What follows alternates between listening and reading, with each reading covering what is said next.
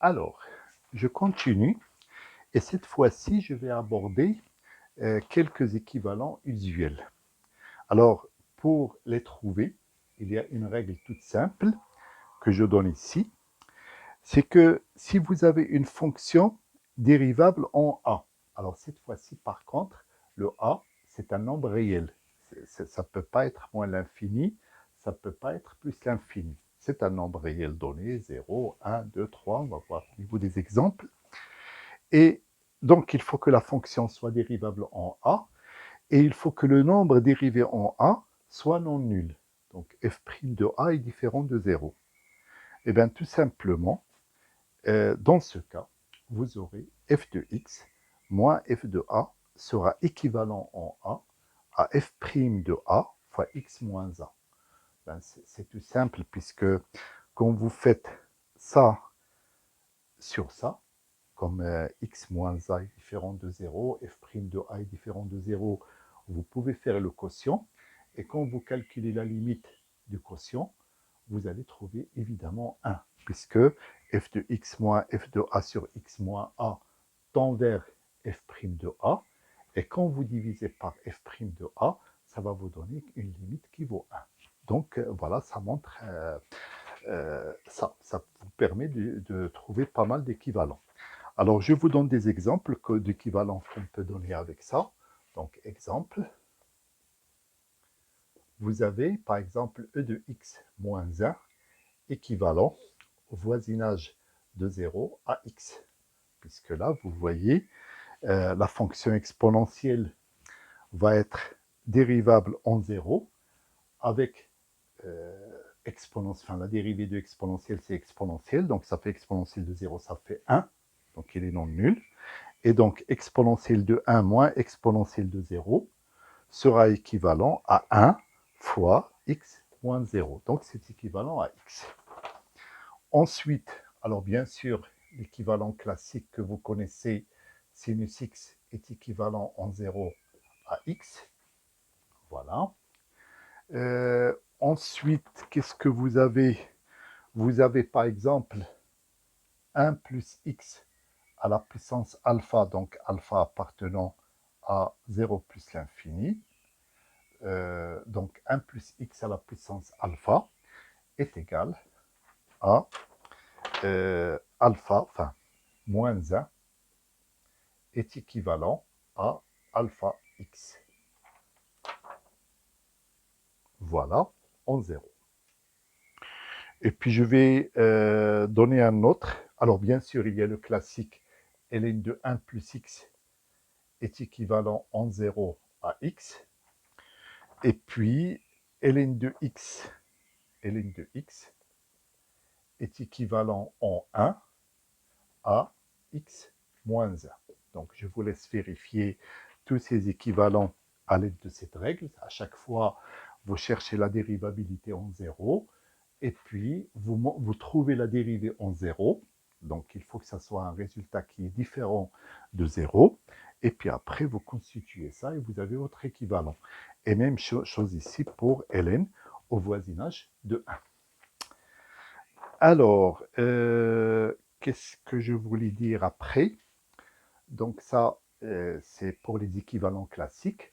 Alors, dernière chose, c'est la relation qui existe entre l'équivalence et la négligeabilité. Alors, la propriété, bon, elle n'est pas très pratique dans son énoncé. Bon, ça se démontre facilement, mais elle n'est pas très pratique.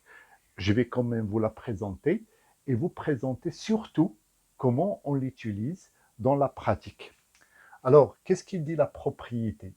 Si f est équivalente à g en a, donc ça, c'est équivalent à dire que f moins g sera négligeable à la fois devant f et devant g. Voilà. Ben, tout simplement, pour le montrer, on peut utiliser le critère pratique. On considère que f et g ne s'annulent pas au voisinage de a. On fait le quotient f moins g sur f. Donc ça va donner 1 moins g sur f. Et bien sûr, lorsque x tend vers a, g sur f tend vers 1, puisqu'ils sont équivalentes, et donc ça va faire 1 moins 1, ça fait 0. Et ainsi de suite pour f moins g sur g. Voilà. Par contre, donc, dans la pratique, cette propriété, on l'utilise lorsque vous avez une fonction qui est sous forme d'une somme de deux termes et où l'un des termes est négligeable devant l'autre. Voilà, c'est surtout dans ce contexte-là qu'on utilise cette propriété. Alors, je donne un exemple. Je donne un exemple et je donne f de x égale à x plus ln de x. Et je cherche un équivalent de f au voisinage de plus l'infini. Donc, je pose g de x. Alors, bien sûr, vous allez comprendre pourquoi je vais poser g de x égale à ça, et non pas l'autre. On n'a que deux choix, donc il faut... Voilà. Donc, je pose g de x est égal à x. Et là, comme je fais f de x moins g de x, eh bien, ça va donner quoi? Ça va donner ln de x. Et là, je sais que ln de x est négligeable devant x en plus l'infini. Or, ln de x est négligeable, enfin est égal à petit o de g de x, enfin pardon, de x au voisinage de plus l'infini. Donc on est dans cette situation, f moins g est égal à petit o de g, et donc ça, donc f de x est équivalente au voisinage de plus l'infini à g de x, soit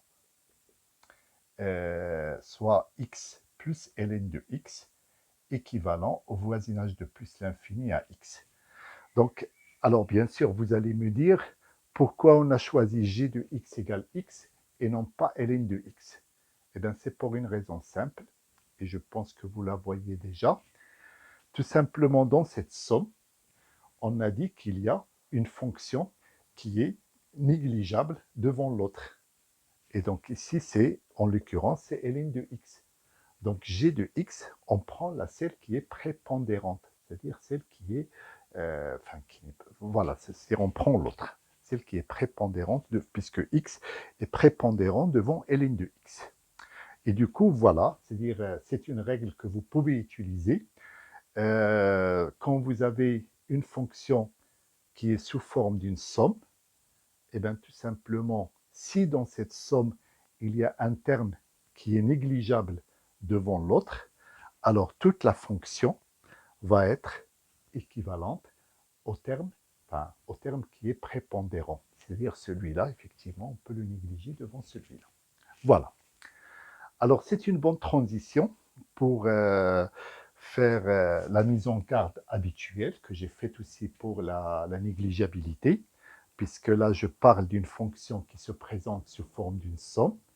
Et bien justement, les équivalences, on peut les multiplier, on peut faire des divisions, enfin des quotients, mais par contre, on ne peut pas additionner.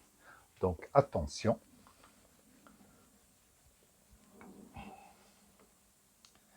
Alors, attention, si F1 est équivalente à G1 et F2 est équivalente à G2, en général, ben, sauf des cas particuliers, enfin voilà, en général, F1 plus F2 n'est pas équivalent, alors au voisinage de A, n'est pas équivalent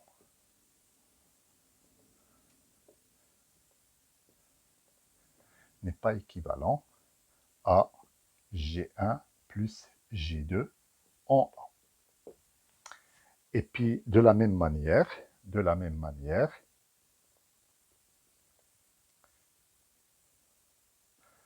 alors, bien sûr, en général, il y a des cas où ça marche.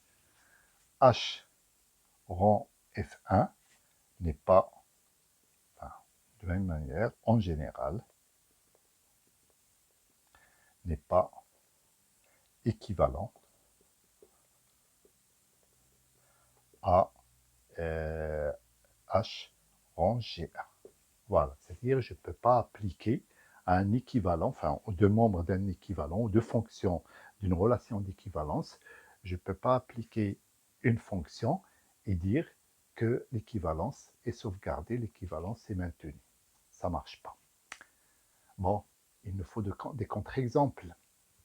Là, vous avez assez de recul pour les chercher et pour les trouver, j'espère.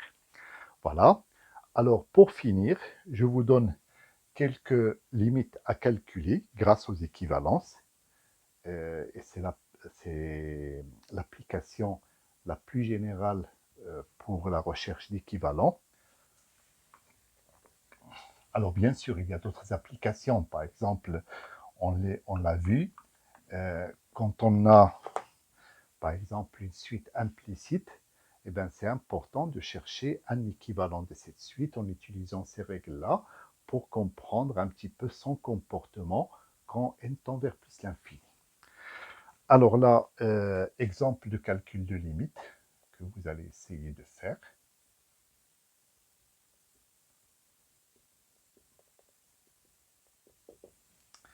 Alors, tout d'abord, vous allez calculer la limite lorsque x tend vers 0 de ln de 1 plus 2x sur racine de 1 plus x moins 1.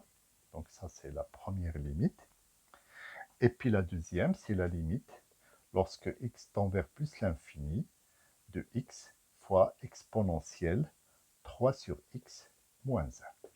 Voilà.